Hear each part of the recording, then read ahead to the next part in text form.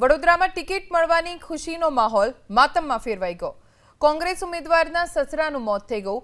સસરાનું નિધન થતાં વહુએ ચૂંટણી ન લડવાની જાહેરાત કરી। વોર્ડ નંબર 8માં કોંગ્રેસે ઉર્મિલાબેન પરમારને ટિકિટ આપી।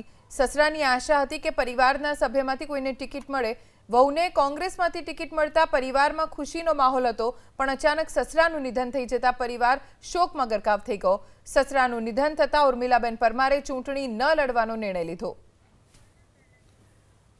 કોંગ્રેસે ઉર્મિલાબેન પરમારને ટિકિટ આપી હતી। સસરાની પણ અપેક્ષા હતી કે તેમના પરિવારમાંથી કોઈને ટિકિટ મળે। વહુને ટિકિટ મળી, પરિવારમાં ખુશી હતી, પણ આ ખુશી લાંબો સમય ન ટકી, કારણ કે અચાનક સસરાનું નિધન થઈ ગયું। વહુએ હવે ચૂંટણી લડવાનો ઇનકાર કરી દીધો છે। વોર્ડ નંબર 8માં કોંગ્રેસે ઉર્મિલાબેન પરમારને ટિકિટ આપી। સસરાની આશા હતી કે પરિવારના સભ્યમાંથી કોઈને ટિકિટ મળે। વહુને કોંગ્રેસમાંથી ટિકિટ મળતા પરિવારમાં ખુશીનો માહોલ હતો, પણ અચાનક સસરાનું નિધન થઈ જતા પરિવાર શોકમાં ગરકાવ થઈ ગયો। સસરાનું નિધન થતાં ઉર્મિલાબેન પરમારે ચૂંટણી ન લડવાનો નિર્ણય લીધો।